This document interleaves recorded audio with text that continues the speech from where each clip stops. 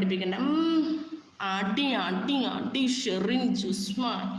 ഷെറീന, നിന്റെ വാപ്പ തൊപ്പി വെച്ച് നിൽക്കണത് ഒന്ന് കേട്ടോടി പൂണ്ടച്ചിത്ത് പിടിച്ച് എന്നിട്ട് വാടി കമന്റ്.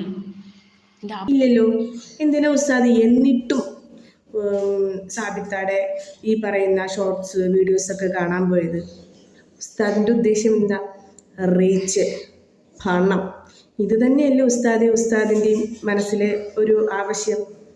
അതല്ല എന്നുണ്ടെങ്കിൽ ഇത്രയും തീനി പിടിച്ച് നിങ്ങൾ ഇവരുടെ ഷോർട്സ് പോയി കണ്ട് അതിലവരെങ്ങനെ പാൻറ് ഇട്ടിരിക്കുന്നു, അവരെങ്ങനെ ഷൂ ഇട്ടിരിക്കുന്നു, അവർ എങ്ങനെ തുള്ളിച്ചാടുന്നു, ഇതൊക്കെ.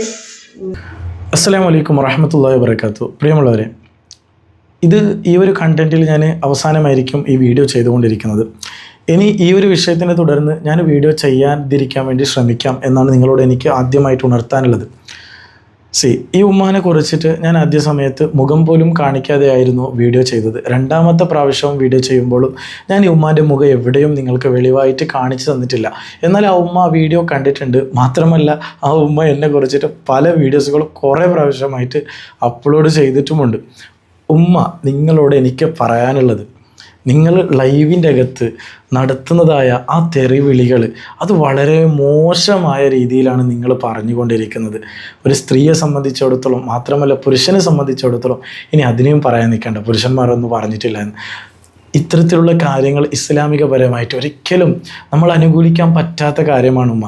നമ്മളെ ആര് തെറി വിളിച്ചു കഴിഞ്ഞാലും നമ്മളതിനെ തിരിച്ച് തെറി വിളിക്കുക എന്നുള്ളത് അത് നമുക്ക് യോജിച്ച കാര്യമാണോ? നിങ്ങളൊന്ന് ചിന്തിച്ച് നോക്കിയേ.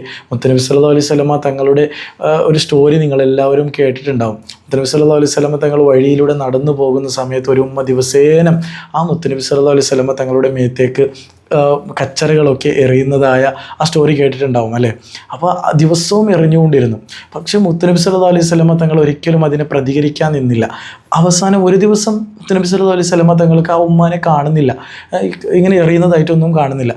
അങ്ങനെ ചരിത്രം പഠിപ്പിക്കുന്നത് ആ മുത്തനബി സല്ലല്ലാഹു അലൈഹി വസല്ലമ തങ്ങൾ ആ ഉമ്മാൻ്റെ വീട്ടിലേക്ക് പോവുകയും അവിടെ ചെന്നതിന് ശേഷം അവിടെ നോക്കുന്ന സമയത്ത് ആ ഉമ്മാക്ക് എന്തോ രോഗം ബാധിച്ച് അവിടെ കിടപ്പുറയിലായിരുന്നു. അങ്ങനെ മന്ത്രിച്ച് ഊതിയിട്ടാണ് അവിടെ നിന്ന് പുറത്തു വന്നത്. ആ ഉമ്മ ഇസ്ലാം മതം സ്വീകരിച്ചു എന്നാണ് ചരിത്രം പഠിപ്പിക്കുന്നത്.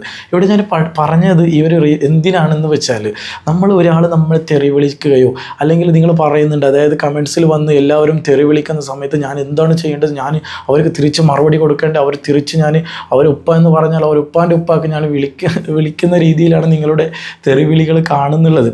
മാത്രമല്ല വളരെ വൃത്തികെട്ട രീതിയിലാണ് നിങ്ങളുടെ തെറി കാണുന്നുള്ളത്. ആയതുകൊണ്ട് മാത്രമാണ് ഞാൻ നിങ്ങളെ പ്രതികരിച്ച് വീഡിയോ ചെയ്ത് ഇറക്കിയിട്ടുണ്ടായിരുന്നത്.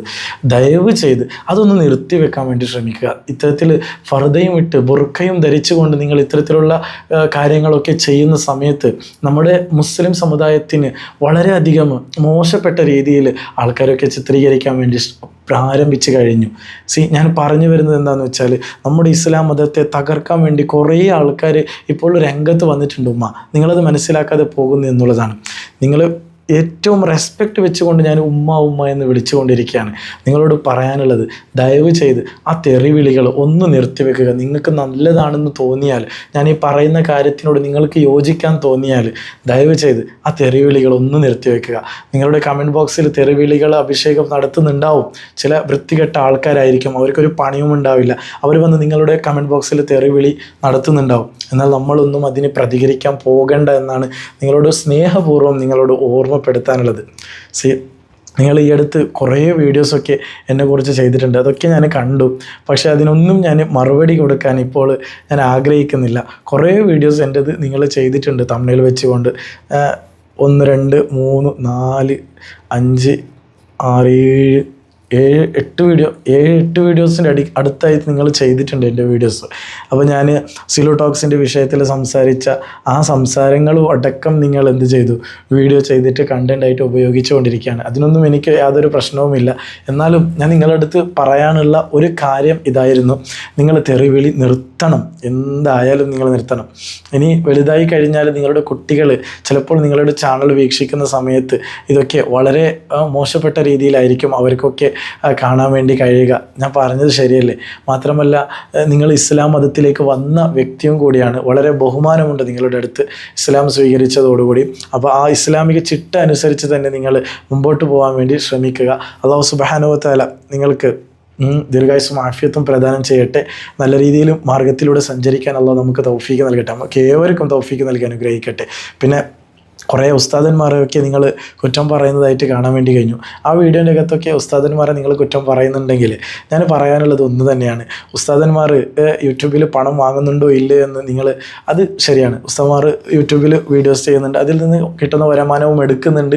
കുറേ ആൾക്കാർ എടുക്കുന്നുണ്ട്, ഞാനടക്കം എടുക്കുന്നുണ്ട്. ഓക്കെ, ഞാനൊന്നും എടുക്കുന്നില്ല എന്ന് പറയുന്നില്ല. പക്ഷേ ഉസ്താദന്മാർ ഇവിടെ തുള്ളിച്ചാടി കളിച്ചിട്ടോ അല്ലെങ്കിൽ തെറി അഭിഷേകം നടത്തിയിട്ടോ ഒന്നുമല്ല അവർ ആ യൂട്യൂബിൻ്റെ പണം വാങ്ങുന്നത് എന്നാണ് നിങ്ങളോട് ഓർമ്മപ്പെടുത്താനുള്ളത്. ഇസ്ലാമികപരമായിട്ടുള്ള വിഷയങ്ങളൊക്കെ നിങ്ങളുടെ അടുത്തേക്ക് എത്തിച്ചിട്ടാണ് അവർ ഇത് വീഡിയോകൾ ചെയ്യുന്നതും സോഷ്യൽ മീഡിയ ആവട്ടെ ഇൻസ്റ്റാഗ്രാമിലാവട്ടെ അപ്ലോഡ് ചെയ്തുകൊണ്ടിരിക്കുന്നത്. ഇത്തരത്തിലുള്ള ഉസ്താദന്മാർ യൂട്യൂബിലും ഇൻസ്റ്റാഗ്രാമിലും ഉള്ളത് കൊണ്ടാണ് ചില ആൾക്കാർ അടങ്ങിയിരിക്കുന്നത് എന്നുള്ളത് നിങ്ങൾക്ക് ഓർമ്മപ്പെടുത്തുകയാണ്. പ്രത്യേകമായിട്ട് ഓർമ്മപ്പെടുത്താനുള്ളത് നമ്മുടെ അൻസാർ സുഹരി ഉസ്താദിനെ. അദ്ദേഹത്തിന് ഞാൻ ഒരുപാട് ഇഷ്ടപ്പെടുന്ന ഒരു വ്യക്തിയാണ്.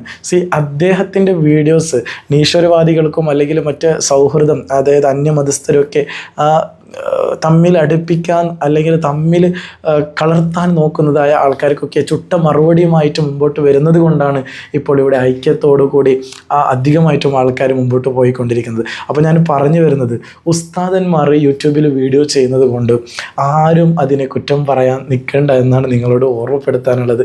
ഇൻഷാ അല്ലാഹ് വരും ദിവസങ്ങളിൽ ശരിയായ നിലക്ക് കാണും എന്ന് പ്രതീക്ഷിച്ചുകൊണ്ട് ഈ വീഡിയോ ഞാൻ അവസാനിപ്പിക്കുകയാണ്. നിങ്ങളുടെ അഭിപ്രായങ്ങൾ നിർദ്ദേശങ്ങൾ തീർച്ചയായിട്ടും കമൻറ്റ് ബോക്സിലൂടെ അറിയിക്കുക. കൂടുതലായിട്ടൊന്നും ഞാൻ നിങ്ങളുടെ അടുത്ത് പറയാൻ ആഗ്രഹിക്കുന്നില്ല. കുറേ വീഡിയോസിൻ്റെ അകത്ത് കുറേ പിഴവുകളൊക്കെ കാണാൻ വേണ്ടി കഴിയുന്നുണ്ട്. അപ്പോൾ ഞാൻ അതൊന്നും പറയുന്നില്ല. ആദ്യമായിട്ട് പറയാനുള്ളത് തെറിവിളികൾ, അത് നിങ്ങളെ ആരെന്ത് വിളിച്ചാലും നമ്മൾ അതിൻ്റെ ഇതിലേക്ക് പോകാൻ നിൽക്കേണ്ട എന്നാണ്. ഇൻഷാ അല്ലാഹ്. അപ്പോൾ ഏതായിട്ടും ഞാൻ ഈ ഒരു വീഡിയോയുടെ വെച്ച് അവസാനിപ്പിക്കുകയാണ്. അസ്സലാമു അലൈക്കും വറഹ്മത്തുള്ളാഹി വബറകാതുഹു.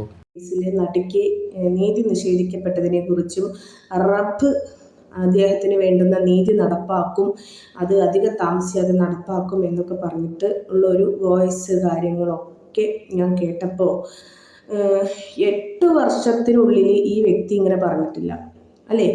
മഹശറയിലുണ്ട്, കാത്തിരിക്കുന്നുണ്ട്, ദിലീപിനുള്ള വലിയൊരു ശിക്ഷ കാത്തിരിക്കുന്നുണ്ട് എന്ന് ഘോരഘോരം ഒരു ഉസ്താദ് പറയുമ്പോൾ അതിലപ്പുറം മറ്റൊരു കാഴ്ച നിങ്ങൾക്ക് കാണിച്ചു തരാം. മാധ്യമങ്ങളും കുട്ടിയാഘോഷിക്കുന്ന ഒരു കേസ് നിങ്ങൾക്കറിയാമല്ലോ. 8 വർഷങ്ങൾക്ക് മുമ്പ് ഈ കേരളത്തിന്റെ സാംസ്കാരിക നഗരമെന്ന് അറിയപ്പെടുന്ന കൊച്ചിയുടെ മുകളിൽ അയാൾ പട്ടാപ്പകൽ വെളിച്ചത്തിൽ ഒരു പാവപ്പെട്ട പെണ്ണിനെ അതിജീവനയെ ക്രൂരമായി ബലാത്സംഗം ചെയ്യപ്പെട്ടു. അത്രേ ഓടുന്ന കാറ് ആഫ്രിക്കയിലല്ല, യൂറോപ്പിലല്ല, ഓടുന്ന കാറിലെ പട്ടാപ്പകൽ പെണ്ണിനെ 8ഓളം ആളുകൾ മാനഭംഗം ചെയ്ത് മാറി മാനഭംഗം ചെയ്തെന്ന് കേസിന്റെ ഡയറി വരുമ്പോ ആ കേസുകൾ 8 വർഷക്കാലമായി വിചാരണ നടത്തി